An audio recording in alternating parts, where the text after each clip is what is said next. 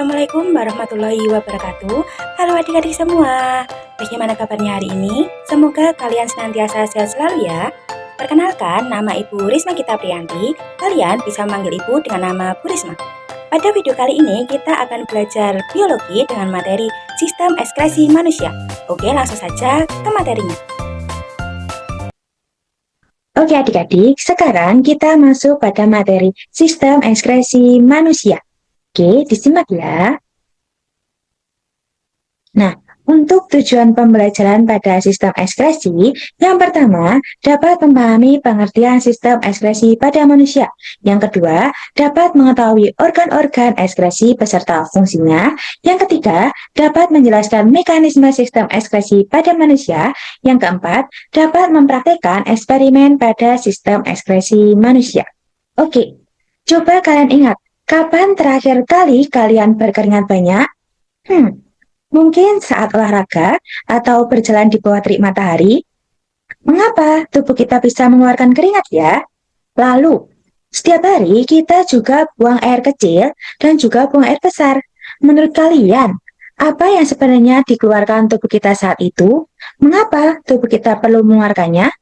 Jika kita tidak mengeluarkannya, apa yang akan terjadi ya? Oke. Mari kita cari tahu bersama-sama. Nah, yang pertama, kita masuk ke pengertian sistem ekskresi. Sistem ekskresi merupakan sistem yang memiliki tugas untuk mengeluarkan zat-zat sisa hasil metabolisme tubuh. Tujuannya untuk menjaga keseimbangan tubuh serta menghindari penumpukan zat yang berbahaya pada tubuh manusia. Oke. Nah, organ-organ ekskresi ada 4. Yang pertama apa? Kulit. Kemudian ada paru-paru, hati, dan ginjal. Oke, kita masuk ke organ yang pertama, yaitu organ kulit. Kulit nama lainnya adalah integumen, merupakan organ yang mengekskresikan zat-zat sisa melalui keringat. Nah, bisa kita lihat ya kulit. Jadi tubuh kita kan dilapisi oleh kulit. Oke, untuk komposisi keringat sendiri, yang pertama ada air, kemudian garam mineral atau NaCl, kemudian urea, minyak, asam, dan sisa metabolisme sel. Kemudian faktor yang mempengaruhi jumlah keringat. Yang pertama ada jenis kelamin. Jadi antara perempuan dan laki-laki produksi keringatnya berbeda. Laki-laki lebih banyak memproduksi keringat daripada perempuan. Kemudian aktivitas tubuh. Jadi, misal kita sedang berolahraga, itu lebih banyak menghasilkan keringat daripada saat kita tidur. Kemudian suhu tubuh dan lingkungan. Jadi, misal suhu tubuh sedang meningkat, atau kita sedang berada di bawah terik matahari, maka tubuh kita akan memproduksi keringat yang lebih banyak daripada saat kita berada di kondisi dingin. Kemudian makanan. Misal kita sedang makan pedas. Nah, itu tubuh kita juga mengeluarkan keringat kan? Kemudian yang terakhir ada kondisi kesehatan. Jadi, semisal kita sedang sakit, nah itu produksi keringatnya lebih sedikit daripada saat kita sehat. Oke, kita lanjut ke struktur kulit. Jadi, struktur kulit ada 3. Yang pertama ada epidermis, kemudian dermis, dan yang terakhir ada hipodermis. Nah, kita masuk ke epidermis. Epidermis merupakan lapisan terluar kulit manusia. Terdiri atas 5 lapisan. Nah, adik-adik lihat pada gambar di bawah ya, ada lapisan stratum corneum, kemudian stratum lucidum, stratum granulosum, stratum spinosum, dan yang terakhir ada stratum basal. Nah, kemudian kita masuk ke lapisan dermis. Lapisan di bawahnya epidermis atau lapisan kedua. Nah, dermis itu merupakan lapisan yang terdiri atas pembuluh darah, ini ya, yang berwarna biru dan juga merah, kemudian jaringan saraf, kemudian kelenjar keringat atau kelenjar penghasil keringat, dan ada kelenjar minyak, yakni memberi minyak pada rambut, dan yang terakhir ada akar rambut. Nah, kemudian kita masuk ke lapisan yang terakhir atau lapisan ketiga, hipodermis. Hipodermis itu merupakan lapisan terdalam pada kulit. Nah, lapisan ini merupakan tempat penyimpanan lemak dan penjaga suhu tubuh. Nah, ini ya, lemak yang berwarna kuning. Nah, hipodermis terdiri atas lapisan kapiler darah, yakni lapisan vena dan arteri, kemudian lapisan lemak, dan jaringan saraf. Ini ya. Oke, lanjut. Nah, mekanisme pembentukan keringat. Jadi, proses keluarnya keringat merupakan cara tubuh agar suhu tubuh tetap stabil. Nah, suhu normal manusia berada di antara berapa? 36,5 sampai 37,2 derajat Celcius. Nah, kemudian bagaimana sih urutan pembentukan keringat? Jadi, yang pertama, suhu lingkungan meningkat atau tubuh merasa panas. Nah, kemudian terjadi perubahan suhu tubuh kan? Nah, kemudian, hipotalamus yang berada di otak yang bertugas untuk mengatur suhu tubuh itu mendeteksi bahwa suhu tubuh kita sedang meningkat. Nah, kemudian hipotalamus mengirimkan sinyal kepada kelenjar keringat yang berada di kulit. Kemudian kelenjar keringat memproduksi keringat. Nah, kemudian setelah diproduksi, keringat akan keluar melalui pori-pori kulit. Nah, kemudian yang terakhir, suhu tubuh kembali normal.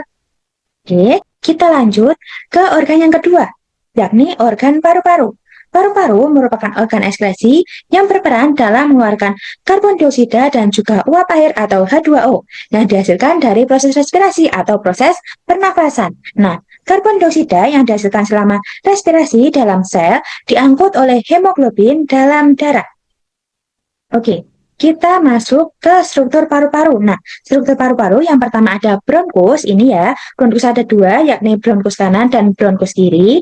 Nah, bronkus merupakan batang bercabang yang menghubungkan paru-paru kiri dan paru-paru kanan, serta trakea, ini ya. Kemudian bronkiolus. Bronkiolus merupakan cabang dari bronkus yang bermuara ke alveolus, ini ya. Bronkiolus, ini yang kecil-kecil, cabang kecil-kecil banyak ini. Kemudian trakea, trakea merupakan tabung dengan panjang sekitar 5 inci yang menghubungkan laring dan juga laring dengan bronkus. Kemudian diafragma, ini ya, merupakan otot berserat yang menjadi pembatas antara rongga dada dan juga rongga perut. Oke, lanjut. Struktur yang kelima ada alveolus. Alveolus ini ya, alveolus itu yang berada di ujung bronkiolus. Nah, alveolus merupakan tempat melakukan pertukaran antara oksigen dan karbon dioksida secara apa? Difusi. Kemudian struktur yang keenam ada lobus. Lobus yang mana ini? Nah, jadi lobus antara paru-paru kanan dan kiri itu berbeda. Lobus kanan berjumlah 3, yakni 1, 2, 3, sedangkan lobus kiri itu berjumlah 2, 1, 2. Nah, lobus itu memberikan pelindungan dari kerusakan mekanis dan juga mencegah penyebaran infeksi. Kemudian ada pleura. Pleura merupakan selaput membran serosa yang halus membentuk suatu kantong berfungsi untuk membungkus atau melindungi paru-paru dan juga melapisi dinding dalam rongga dada. Kemudian, yang terakhir ada pleura fluid atau cairan bening atau pelumas yang berada di antara dua lapisan pleura. Pleura fluid berfungsi untuk apa? Untuk mengurangi gesekan antara kedua lapisan pleura dan saat paru-paru mengembang dan mengempis. Oke, kita masuk ke mekanisme pengeluaran H2O dan CO2. Jadi, dalam sistem ekskresi, paru-paru berfungsi untuk mengeluarkan karbon dioksida atau CO2 dan juga uap air atau H2O. Nah, sebagai hasil dari zat metabolisme, CO2 diangkut oleh darah melalui 3 cara. Yang pertama, karbon dioksida larut dalam plasma darah sekitar 5% dan membentuk asam karbonat dengan enzim anhidrase. Kemudian yang kedua, karbon dioksida terikat pada hemoglobin sekitar 30% dalam bentuk karboninohemoglobin. Kemudian yang ketiga, karbon dioksida terikat dalam gugus ion bikarbonat atau HCO3 sekitar 65% melalui proses berantai pertukaran klorida. Oke, bisa dipahami? Lanjut ya. Nah, kita lanjut ke organ yang ketiga, yakni organ hati. Nah, hati atau hepar adalah organ yang mengekspresikan zat-zat sisa melalui cairan empedu. Cairan empedu dihasilkan oleh hati dan disimpan dalam kantong empedu. Nah, fungsi cairan empedu sendiri ada 6. Yang pertama apa? Mengemulsi lemak. Kemudian yang kedua, mengubah zat yang tidak dapat larut dalam air menjadi larut dalam air. Kemudian mengaktifkan enzim lipase. Kemudian yang keempat ada membantu absorpsi lemak di usus. Yang kelima membuang zat-zat sisa. Dan yang keenam mewarnai feses dan urin. Nah, komposisi ketah empedu atau cairan empedu. Itu ada air, garam mineral atau NaCl, asam empedu, fosfolipid, kolesterol, dan pigmen empedu yakni bilirubin dan juga biliverdin. Oke, lanjut. Nah, hati. Hati merupakan organ tempat perombakan eritrosit yang sudah tua atau rusak menjadi 3 bentuk, yakni zat besi, globin, dan juga hemin. Mekanisme perombakan eritrosit yang pertama, eritrosit yang menjadi zat besi dan globin itu dibawa ke sumsum tulang menjadi bahan pembentuk antibodi, hemoglobin, dan eritrosit sendiri. Kemudian eritrosit yang menjadi hemin diubah menjadi pigmen empedu. Ada 2, yakni bilirubin dibawa ke usus halus, lalu dioksidasi menjadi urobilin dan mewarnai feses serta urin, dan biliverdin disalurkan ke kantong empedu dan menjadi pigmen empedu yang berwarna apa? Hijau. Oke.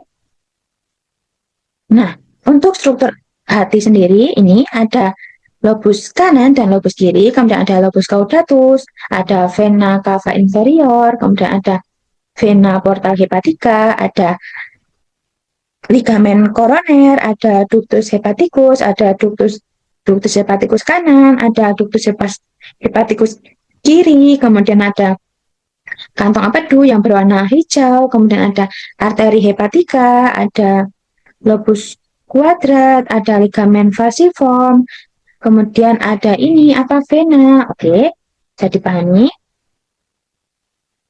Oke, kita masuk ke organ yang terakhir. Ada apa?